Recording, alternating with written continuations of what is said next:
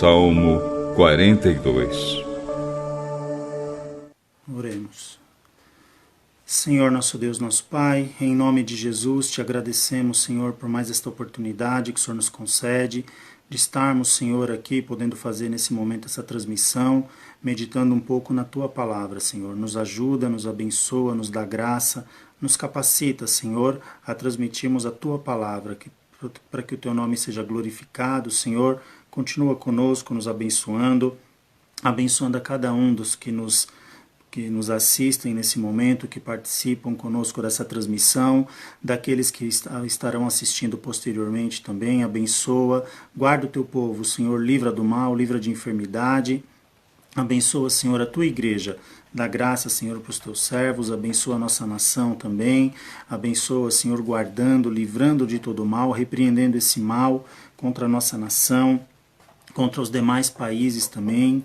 O mundo todo está sofrendo, Senhor, com esta praga, com essa pandemia. Repreende esse mal, Senhor, dá vitória, Senhor, que todos saibam que só o Senhor é Deus, que o Senhor continua no controle absoluto de todas as coisas. Continua conosco, visita o teu povo nesta noite, ó Deus, abençoa todos os pastores, obreiros que estarão também transmitindo a tua palavra, abençoa, Senhor, os obreiros do campo eclesiástico do Ministério do Ipiranga, o pastor presidente, nosso pastor setorial também, José Gomes, a sua família, abençoa, Senhor, os demais obreiros, os demais irmãos, Senhor, para que eles continuem, Senhor, com saúde, caminhando na Tua presença. Dá graça, abençoa os nossos lares, as nossas famílias, Senhor, guarda, livra de todo mal. Assim nós oramos e já te agradecemos no nome santo de Jesus. Amém. Paz do Senhor a todos os irmãos que estão chegando aí agora. Nós gostaríamos de fazer uma leitura nessa noite no Salmo 42, nós vamos ler o versículo 5 por enquanto.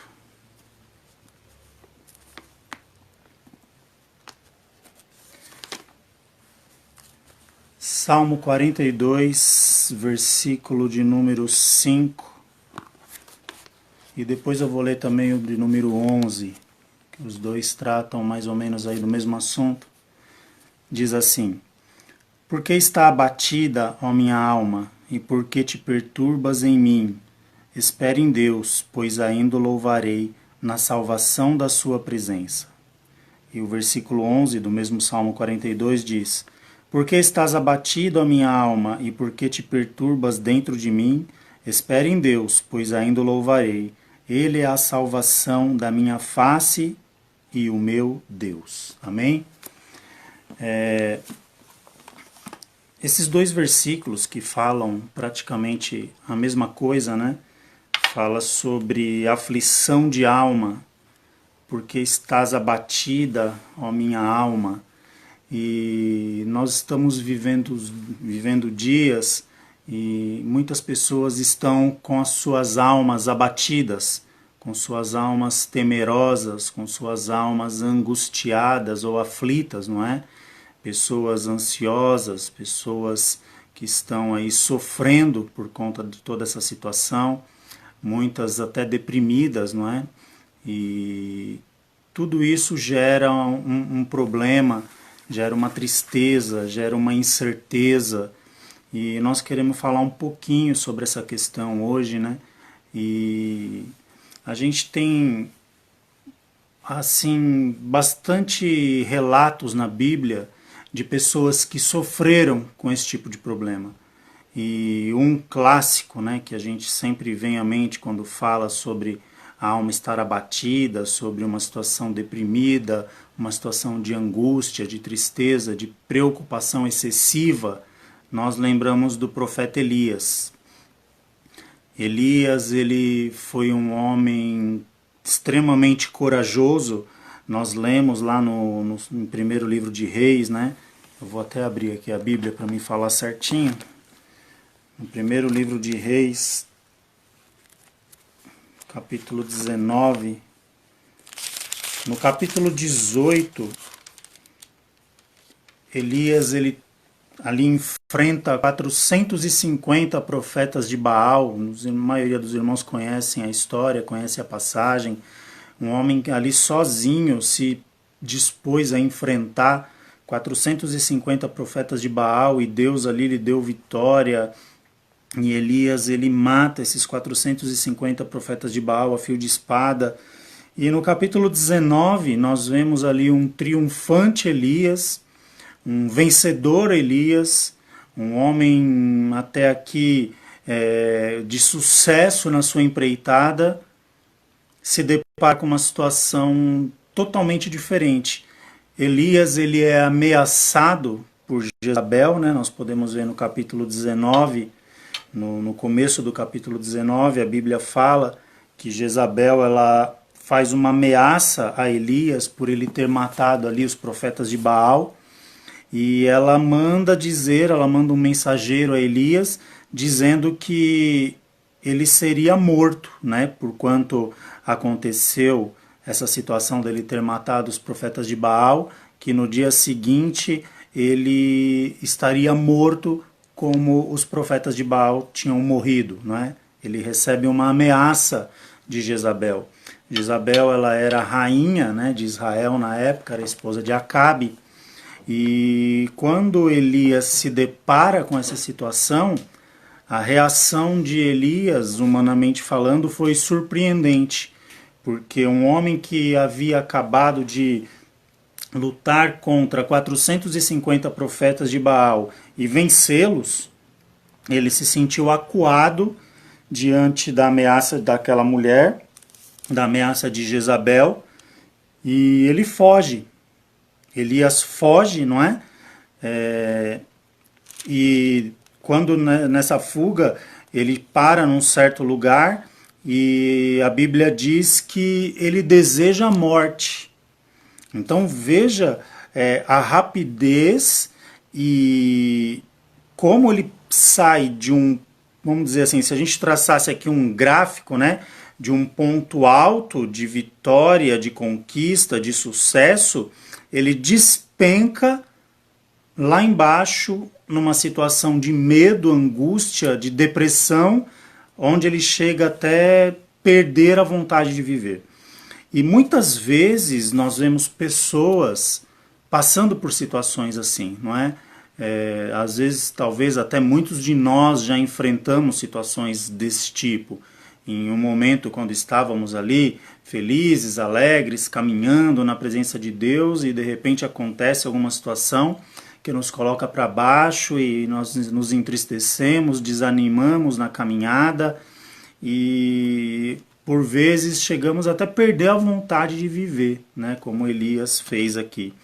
Mas acontece que quando Elias ele se deita ali, um anjo ele aparece ali para Elias e traz ali alimento, né? E dá uma ordem para que ele levantasse e comesse aquele alimento. Elias estava ali entregue, vamos dizer assim, e o anjo vem e lhe traz uma comida. A gente pode ver isso aqui nos versículos aqui. Eu vou ler aqui a partir do 4 do capítulo 19, só para a gente entender bem aqui.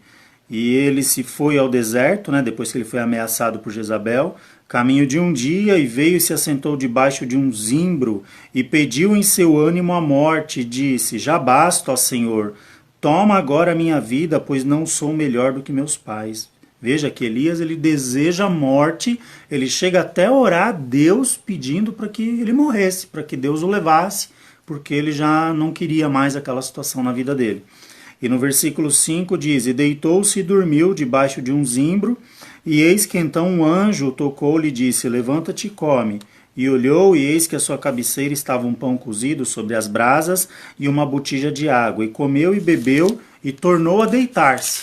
Né? Elias vai lá, come aquela comida que o anjo trouxe, e ele volta a deitar e dorme novamente. E aí no versículo 7 diz: e o anjo do Senhor tornou segunda vez, e o tocou e disse: levanta-te e come, porque muito comprido te será o caminho. Aí Elias levantou novamente, terminou de comer e de beber aquela comida, né? E aí ele partiu até o Monte Horebe, o Monte de Deus.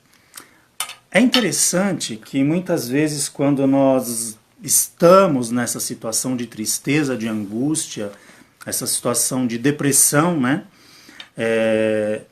Muitas vezes nós não enxergamos o trabalhar de Deus ao nosso redor. Muitas vezes nós não conseguimos contemplar aquilo que Deus está fazendo ao nosso redor. Foi o caso de Elias. Por quê? Veja bem, ele come ali uma comida que o anjo lhe trouxe, um pão, água. Com a força daquela comida, a Bíblia diz no versículo 8 aqui do capítulo 19 do primeiro livro de Reis, que Elias ele caminha até Horebe, dali de onde ele estava, 40 dias de caminhada. Com a força daquela comida, eu repito, Elias caminhou por 40 dias. Então, veja bem, em situação de tristeza, de angústia, de alma, muitas vezes nós não enxergamos os milagres que Deus vem fazendo nas nossas vidas. Muitas vezes a gente não consegue contemplar ao nosso redor aquilo que Deus já tem feito nas nossas vidas. Por exemplo, estamos vivendo agora momentos difíceis, a gente bem sabe disso, não é? Um momento diferente para todo mundo, uma situação onde nós estamos aí extremamente preocupados por um inimigo microscópico, um vírus, né, uma doença que está aí assolando a humanidade, que está matando muitas pessoas e a população assustada de uma forma geral, compreensível essa posição. E por outro lado também uma situação onde as pessoas não estão podendo trabalhar, as pessoas estão tendo que ficar em casa, muitos já chegando a situação difícil financeiramente falando, por conta de não ter o seu trabalho, não ter o retorno do seu trabalho. E tudo isso vai somando, vai acarretando na vida da pessoa. E a pessoa vai ficando preocupada. E ela não consegue ver muitas vezes que Deus tenha sustentado em meio a toda essa situação. Quantas pessoas que não estão perdendo a vida, e por mais difícil que seja, o Senhor tem nos conservado, tem nos guardado. Hoje mesmo eu recebi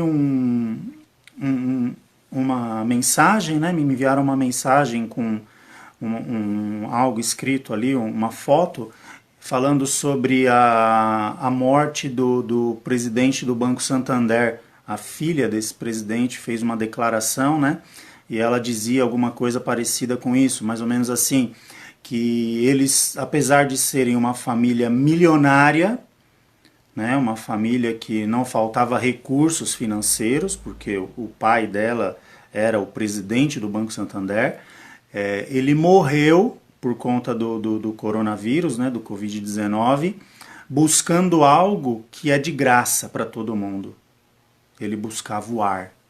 Ele queria respirar e por falta de poder respirar, ele morreu. E ela conclui essa mensagem dizendo, e o dinheiro ficou em casa.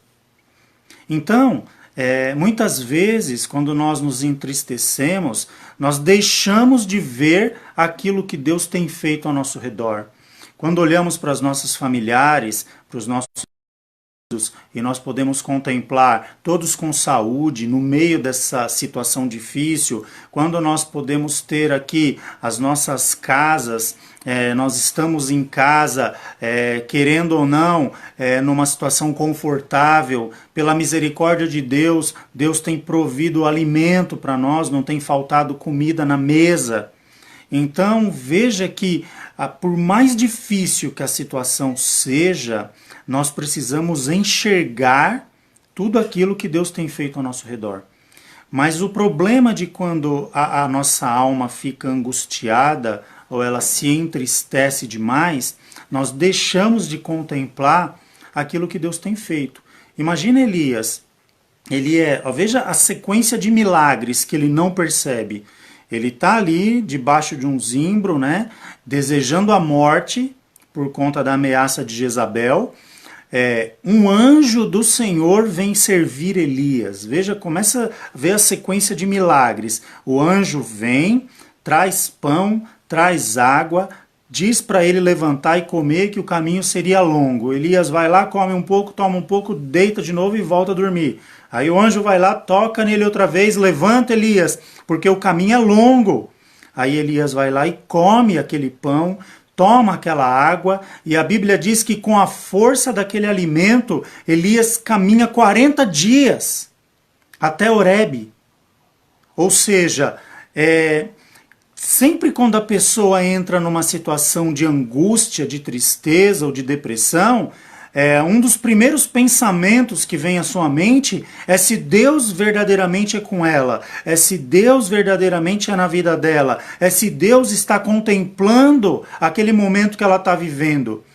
E aqui no caso de Elias, além de Deus ser com Elias, Deus estava com Elias. Por quê? Sustentando, o anjo do Senhor ali o sustentando, o ajudando na caminhada. Só que tudo isso era obscuro para Elias. Ele vivia isso, mas não enxergava isso. Então o que eu quero dizer? Que muitas vezes quando nos angustiamos, quando nos entristecemos, nós enxergamos somente a nossa tristeza e deixamos de contemplar as coisas que Deus tem feito nas nossas vidas. E esse é um problema. Por quê? Porque quando nós perdemos o foco daquilo que Deus já fez e do que Ele ainda pode fazer, a gente mergulha no mar de tristezas. E isso, por ser um mar, metaforicamente dizendo dessa forma, né? Isso nos afoga, isso nos traga, tira os nossos sentidos, nossa visão, nossa audição, e nós ficamos presos, trancados naquela situação. E aí nós temos que reagir. Por quê? Porque Deus ele continua no controle de todas as coisas. Elias, quando ele chega até Horebe, ele acha ali uma caverna e se esconde lá dentro. Talvez ele pensou que, olha, aqui para mim é o fim. Aqui para mim já não tem mais o que eu fazer. Aqui para mim é o fim da linha. Ele era ali, ele dava claras evidências que ele era um profeta cansado, que já não estava disposto a fazer mais nada, e esperava ali pela morte. A verdade é essa. Elias passa por essa situação. E a Bíblia diz que ali Deus ele vem e se apresenta a Elias na caverna, né? E ele começa a conversar com Elias e ele diz para Elias, olha, veja bem, Elias era alguém que estava desistindo, né? Elias era um desistente. E Deus vem até Elias ali e fala, olha Elias, o negócio é o seguinte, eu quero que você volte, você vai ungir Azael, rei da Síria, você vai ungir Jeú, rei de Israel, você vai chamar Eliseu para te ajudar no teu ministério. Quer dizer, para pensar, qual que era a visão de Elias? Desistente, desanimado, para morrer. O ponto de vista de Elias era esse. E qual que era o ponto de vista de Deus? Levanta, porque você tem muita coisa para fazer ainda. Olha que contraditório. De um lado, alguém querendo desistir e Deus enchendo Elias de trabalho. Muitas vezes é o que Deus deseja fazer conosco. Deus ele nos deseja acrescentar coisas nas nossas vidas, no nosso ministério, mas a nossa tristeza impede a gente de ver, de contemplar essas coisas. Nós ficamos mais focados na nossa tristeza, na nossa angústia, na nossa decepção, nessa angústia, nessa tristeza de alma, que nos tira a visão de tudo ao nosso redor, de tudo aquilo que Deus já fez, de tudo aquilo que Deus já nos deu, de tudo aquilo que Deus já nos proporcionou, de Deus estar nos sustentando em meio a essa crise, em Deus estar nos dando saúde em meio a toda essa diversidade, em Deus estar colocando alimento na nossa mesa. Eu fico imaginando agora quantas pessoas que não estão um olhando para o outro, sentado à mesa talvez, sem ter o que comer. E Deus tem sido misericordioso para conosco. Por quê? Porque Ele tem sustentado, Ele tem cuidado, mas essa tristeza, ela faz com que a gente só enxergue o fundo do poço. A gente só consegue olhar para baixo. E Deus aqui está dizendo, Elias, olha para cima, olha para aquilo que eu tenho por fazer ainda na sua vida. Você tem que fazer isso, fazer aquilo, aquilo outro. Você tem muita coisa para trabalhar, muita coisa para fazer. E é esse tipo de situação que a gente não pode aceitar, nós precisamos reagir. Então, a Bíblia, ela nos dá muitas receitas para isso. Porque o que causa essas situações de tristeza? Muitas vezes oposição, né? Elias, ele teve oposição de Jezabel. Apesar de Elias ter tido coragem para enfrentar 450 profetas de Baal, como eu já falei, ele temeu a ameaça de Jezabel, de uma mulher. Quer dizer, ele luta contra 450 homens armados, mas teme a ameaça de uma mulher. Então por aí já começa uma coisa meia difícil da gente entender. A frustração de Elias, o medo, a angústia. Elias achava que só havia sobrado ele, e Deus, depois que dá todas aquelas tarefas a Elias, ainda diz, olha, ainda eu guardei 7.000 homens, 7.000 profetas que não dobraram os seus joelhos a Baal e que não se renderam às ordens de Acabe. Ou seja, Elias achando que ele era o último, só sobrou eu. Deus falou, não, tem mais 7.000 ainda.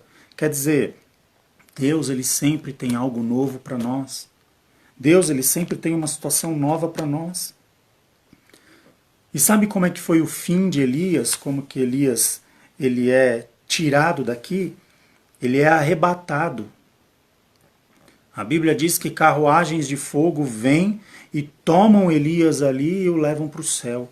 Veja que coisa maravilhosa que Deus tinha reservado para Elias. E muitas vezes nós não conseguimos ver o que Deus tem feito nas nossas vidas. Nós não podemos deixar que a oposição, a frustração, a angústia, o medo, esses sentimentos, eles tomem conta do nosso ser. Por quê? Porque nós precisamos reagir. Né? Nós temos que confiar no Senhor, porque a palavra do Senhor, ela nos garante em diversas passagens que Deus é aquele que Ele nos fortalece, que Ele nos sustenta, que Ele é socorro presente na angústia. Então a gente não pode ceder. E como eu citei aqui o caso de Elias, não somente Elias, mas tantos outros homens de Deus que passaram por situações semelhantes. Quando a gente olha também para a vida de Moisés, Moisés foi um homem que viveu 40 anos ali no Egito, criado ali aos pés de Faraó. Tudo que havia de mais moderno naquela época, Moisés conheceu, os melhores ensinadores, o que havia de novidade naquele mundo antigo, Moisés, ele teve acesso a tudo aquilo. E de repente Moisés se vê numa situação onde ele mata um egípcio, ele oculta o corpo, ele tem que fugir da terra do Egito para um deserto, e por ali ele passa 40 anos.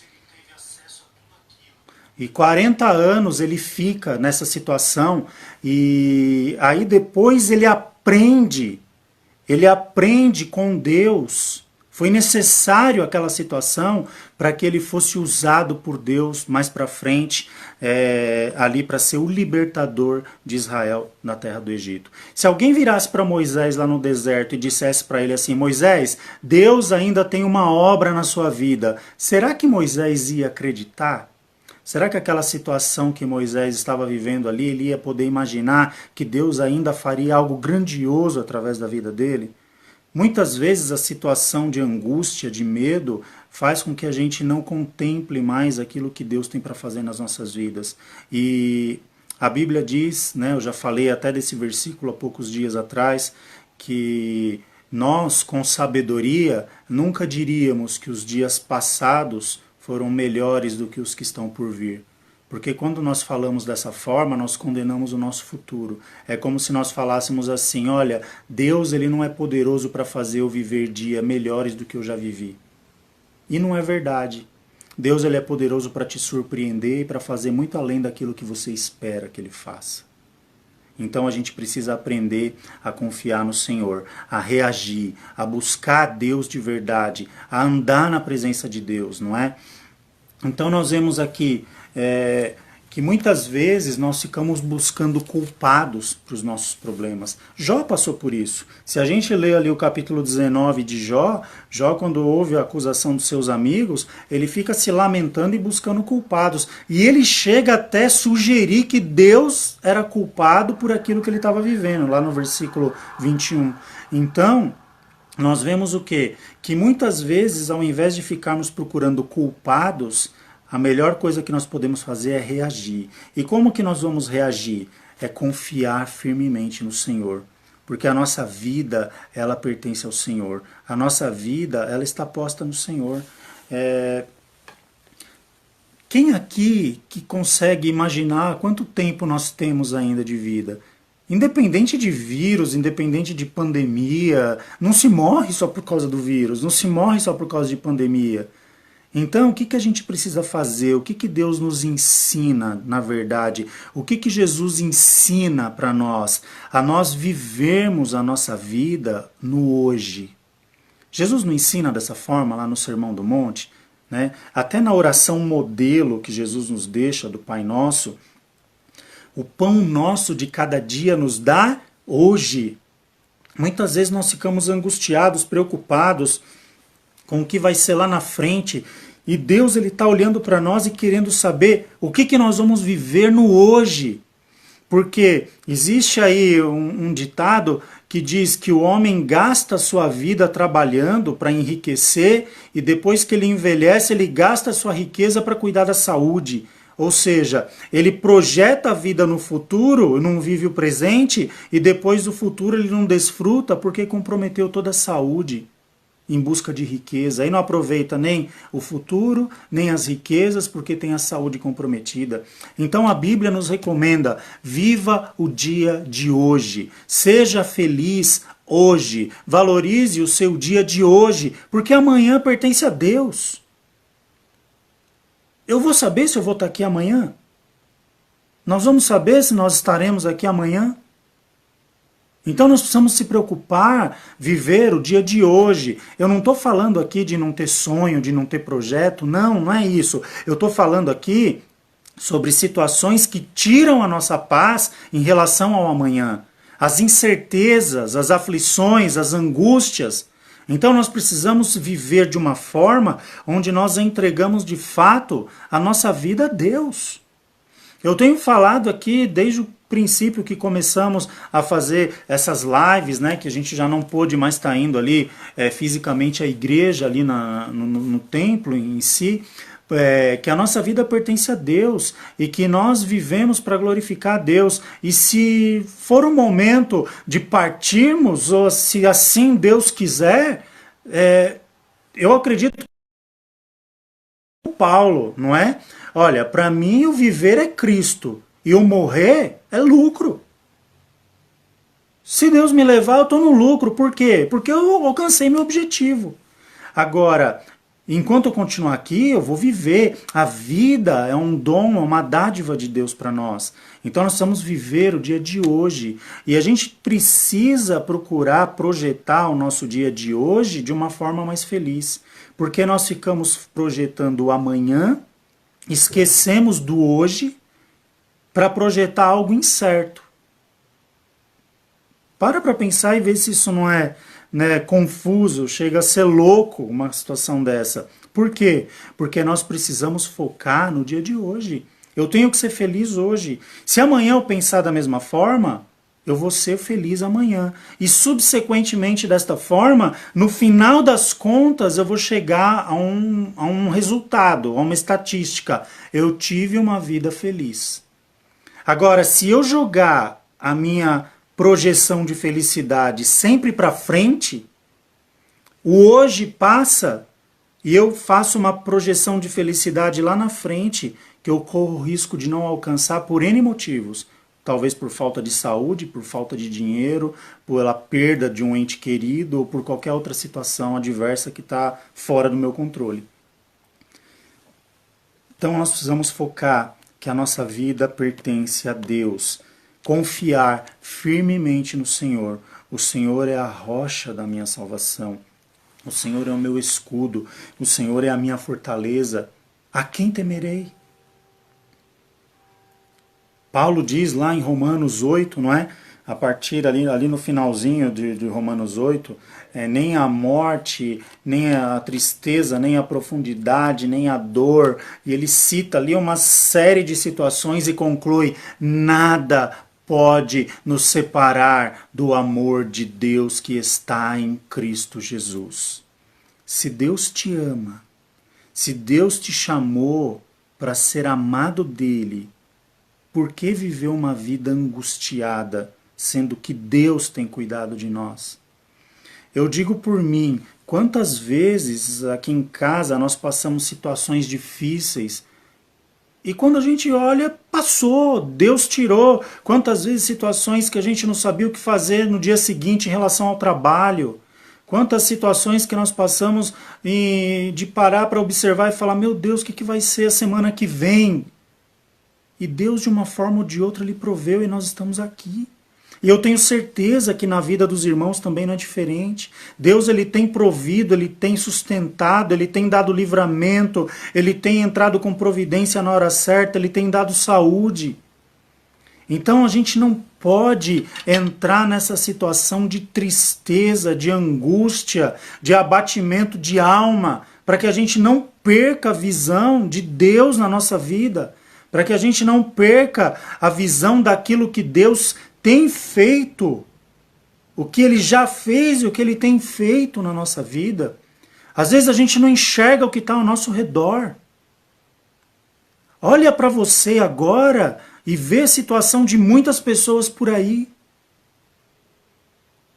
E eu te pergunto, você não tem motivo para glorificar a Deus agora? Você não tem motivo para glorificar a Deus pelo que Ele tem feito na tua vida? Então por que essa situação? Nós precisamos ter uma fé firmada no Senhor. Outra passagem, nós orarmos e jejuarmos, não é? A nossa vida, ela é uma vida de relacionamento com Deus. E nesse relacionamento a gente precisa cultivar, né? É como um relacionamento, num casamento mesmo. A Bíblia não compara, por exemplo, o arrebatamento da igreja com a vinda do noivo para buscar a sua noiva que está preparada, adornada. O noivo, ele tem um relacionamento de amor com a noiva, ele tem um relacionamento íntimo com a noiva. Então nós precisamos manter um relacionamento íntimo com Deus, apresentar as nossas angústias, as nossas tristezas a Deus, confessarmos aquilo que for necessário a Deus, para que a gente possa viver verdadeiramente na presença dEle. E isso, ela vai tirando esse lugar dessa tristeza, dessa coisa que vai criando dentro da pessoa.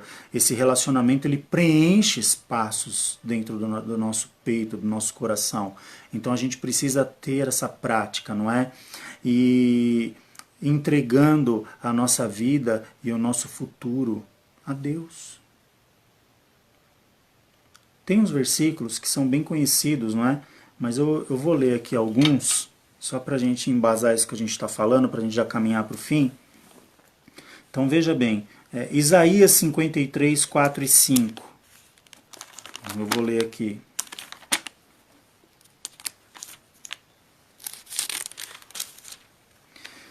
Versículo 4, versículo 5 de Isaías 53 diz: verdadeiramente Ele tomou sobre si as nossas enfermidades e as nossas dores, levou sobre si, e nós o reputamos por aflito, ferido de Deus e oprimido. Mas Ele foi ferido pelas nossas transgressões e moído pelas nossas iniquidades. O castigo que nos traz a paz estava sobre Ele, e pelas suas pisaduras fomos sarados. Ou seja, Jesus, ele já levou toda a dor, toda a nossa enfermidade, tudo aquilo que poderia trazer miséria nas nossas vidas sobre ele. Hoje nós vivemos uma vida onde nós somos resgatados, comprados por um bom preço, né, pelo sacrifício de Jesus na cruz do Calvário. E através de Jesus nós temos vida. Através de Jesus nós podemos viver para Deus. Eu não vejo, por exemplo, quando eu vejo as epístolas de Paulo, eu não vejo um Paulo abatido, um Paulo angustiado, Paulo não, ele vendo o final da sua vida, ele sabendo do fim que lhe aguardava, Paulo declarava: combati o bom combate, acabei a carreira, guardei a fé, agora eu sei, eu espero a coroa da justiça que já está preparada. Ou seja, ele vivia uma vida com os olhos fitos na recompensa que Deus já lhe havia preparado. Ele não estava preso às situações ou às condições desse mundo. Ai, amanhã eu vou morrer. Lembra de Pedro quando estava preso? A Bíblia diz que quando o anjo vai lá libertar Pedro, ele estava ali com 4 quaternos de soldados, né? 4 soldados de cada lado dele, e com um algemado ainda com ele. E a Bíblia diz que quando o anjo chega lá para tirar Pedro da prisão, sabe o que Pedro estava fazendo? Dormindo. Como é que alguém dorme sabendo que vai ser morto no dia seguinte? Fala para mim. Como é que alguém consegue deitar e dormir vigiado por 16 soldados, amarrado a alguns deles, sabendo que só passar o feriado da Páscoa ele seria executado? Como é que alguém dorme numa situação dessa? Tá aí uma pergunta boa para fazer quando a gente chegar lá no céu, chamar Pedro e falar: Pedro, vem cá, me explica uma coisa. Como é que você dormiu na noite anterior, onde queriam te executar? Onde a sentença já havia sido proclamada contra você, a sua pena já havia sido dita ali, era só esperar virar o dia para você ser morto. E o que acontece naquela noite? Deus envia um anjo, e o anjo vai lá e tira Pedro daquela prisão. Então, irmãos, o que é impossível para Deus? Fala para mim. O que é impossível Deus fazer por você, pela tua vida? Existe alguma coisa impossível para Deus fazer? Claro que não. Agindo Deus, quem impedirá? Não é verdade? Mas para isso, sempre que Deus vai agir na vida de alguém, isso principalmente no Antigo Testamento, nós lemos muito isso, Deus ele tinha um requisito. Põe-te em pé, filho do homem, e eu falarei contigo. Deus não gosta de falar com gente prostrada. O anjo, quando foi dar comida para Elias, qual foi a ordem dele? Levanta-te. É para comer e para se levantar. Então a gente precisa confiar em Deus a tal ponto, sabendo que Ele nos dá a vida, que aquilo que iria nos assolar, o peso da culpa, do pecado, das nossas transgressões, como nós lemos aqui em Isaías 53, Jesus já levou sobre Ele. Agora, a partir do sacrifício de Jesus, nós temos vida. E a Bíblia diz que ainda nós temos vida com abundância. Tá? E o outro versículo aqui para a gente ir concluindo, Mateus capítulo 11,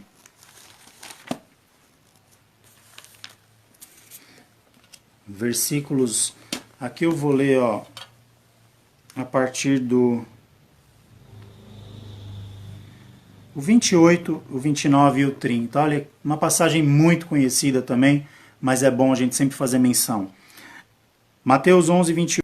Vinde a mim todos os que estáis cansados e oprimidos, e eu vos aliviarei. Tomai sobre vós o meu jugo, e aprendei de mim, que sou manso e humilde de coração, e encontrareis descanso para a vossa alma, porque o meu jugo é suave e o meu fardo é leve. Veja, para a alma abatida, para a alma triste, para a alma angustiada, Jesus oferece descanso para essas almas.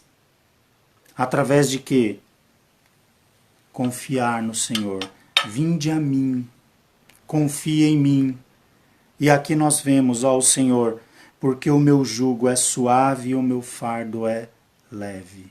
Jesus, ele tira aquele peso de cima da sua vida, porque Ele tem cuidado de vós. Às vezes nós ficamos assim, porque eu já fiz, eu já falei, eu vivi isso, eu fiz aquilo outro, não sei o quê. Se a gente parar para analisar, foi Deus quem fez as nossas vidas. E se Deus fez lá no passado, o que impede Deus de fazer no presente e no futuro? Deus mudou? Eu faço essa pergunta. Deus mudou? Deus não é como eu, como você. Deus não muda. Quando Deus se apresenta a Moisés lá na sarça, no Êxodo 3, como que Deus se apresenta a Moisés? Moisés questiona, né, Deus ali falando o chamado dele para Moisés para libertar o povo lá do Egito e tal, e Moisés começa a questionar ali meio duvidoso, mas eu vou dizer que quem me enviou? Deus olha para Moisés e fala assim, ó, diga que o eu sou te enviou. Por que eu sou? Deus se denomina como eu sou. Porque Deus ele é imutável. O Deus de Elias é o nosso Deus. O Deus de Moisés é o nosso Deus. O Deus de Abraão é o nosso Deus. O Deus de José é o nosso Deus. O Deus de Davi é o nosso Deus. E Deus não falhou com nenhum desses homens. Por quê? Porque eles eram bons ao extremo? Não. Eram pecadores, eram homens que cometeram erros, eram homens que em algum momento falharam, fraquejaram, mas eles tinham algo diferente que era confiar em Deus até o fim. E isso fez toda a diferença na vida deles. A ponto de Deus dizer de Abraão, ocultarei eu a Abraão o que faço? A ponto de Deus chamar Abraão de amigo. E por que não pode ser assim hoje na minha e na sua vida? Por que nós temos que nos entregar para as preocupações, para as tristezas, para os abatimentos? Deus não mudou. O Deus que alimentou Elias e levantou Elias daquela situação é o mesmo Deus que nós servimos. O Deus que fez Davi ser rei em Judá e em todo Israel é o mesmo Deus que nós servimos. E ele continua sendo fiel. Então nós precisamos levantar a cabeça, glorificar o nome do Senhor e entregar a nossa vida para Deus por completo. Crer que os planos de Deus para nós são melhores do que aquilo que a gente mesmo planeja. E viver aquilo que Deus tem preparado para nós. Porque quando nós ocuparmos os nossos corações com as coisas que são de cima, não vai ter mais espaço para angústia, para tristeza, para dor, para faltar perspectiva de vida, para ter medo do futuro. Não, meu futuro está nas mãos de Deus. Minha vida pertence a Deus. Então nós confiamos no Senhor. Nós vivemos para glorificar o Senhor.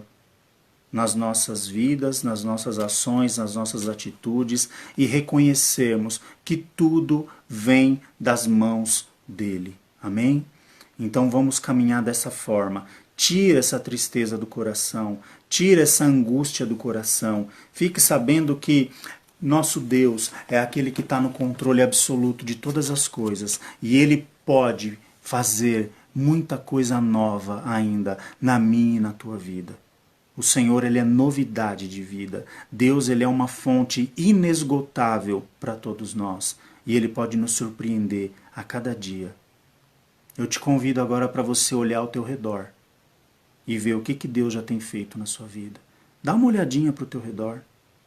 Dá uma olhadinha do que Deus tem te dado, do que Deus tem te capacitado, o que Deus tem cuidado de você durante todo esse tempo. Dá uma olhadinha. E manda essa tristeza embora, porque ela não pertence nem a mim nem a você.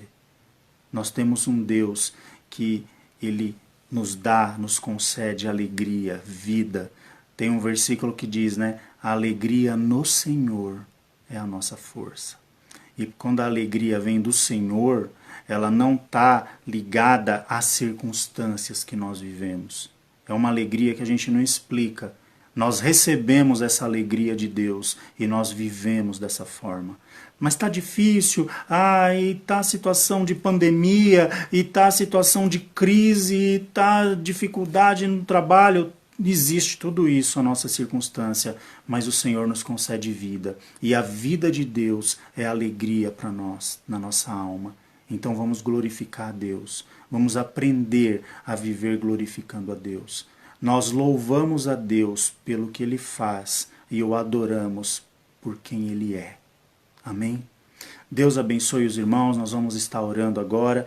E se alguém tem tido esse sentimento de tristeza, esse sentimento de angústia, Deus ele é poderoso através do Espírito Santo para te encher nesse momento, para renovar a sua vida, para tirar de dentro de você esse espírito que está causando essa tristeza, essa angústia, essa depressão, e que você possa ser renovado a partir desse momento para a glória do nome do Senhor. Vamos orar?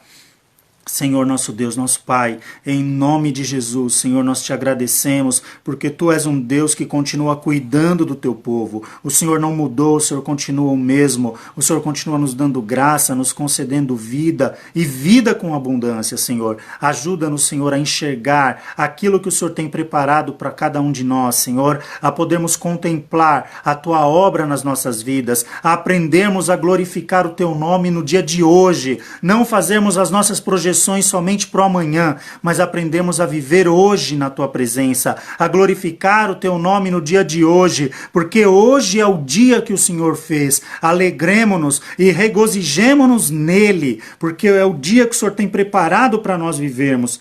O amanhã não pertence a nós, o amanhã pertence a Ti, e nós não sabemos o que pode nos suceder amanhã.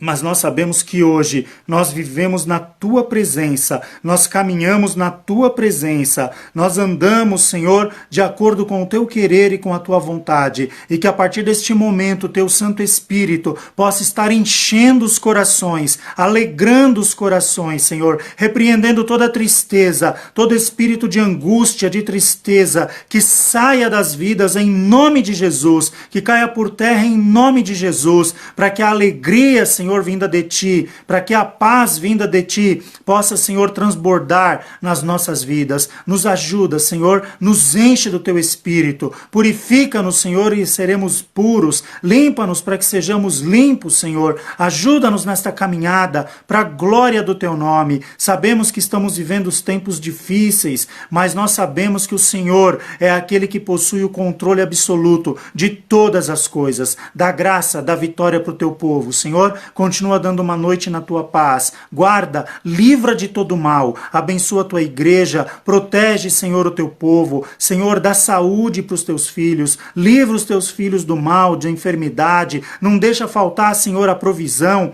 o alimento na mesa, Senhor, para que cada um ali possa continuar vivendo na Tua presença e sabendo que o Senhor é aquele que tem cuidado de nós. Assim nós oramos, gratos por tudo aquilo que o Senhor tem feito. No nome santo de Jesus, nós te agradecemos. Amém. Amém. Glórias a Deus. Deus abençoe a cada um e não dê lugar à tristeza. Põe um louvor aí na sua casa, louve o nome do Senhor, leia a palavra de Deus, viva o dia que o Senhor fez. Alegremo-nos e regozijemo-nos nele. Amém. Deus abençoe a todos. Eu saúdo a todos com o Senhor Jesus.